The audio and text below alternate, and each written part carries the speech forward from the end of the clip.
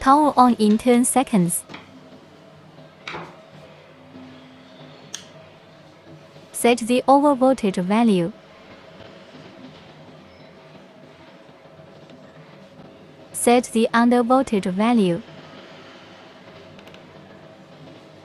Set over undervoltage tripping time.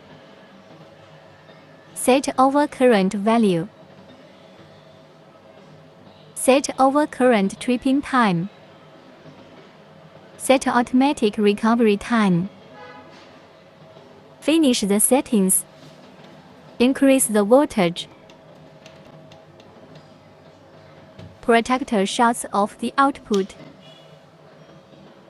Decrease the voltage back. Protector reconnects. Decrease the voltage. Protector shuts off the output. Increase the voltage back. Protector reconnects.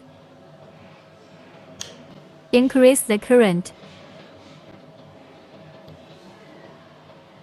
Protector shuts off the output. Decrease the current back. Protector reconnects. Press set and then up and down keys. Restore the factory settings.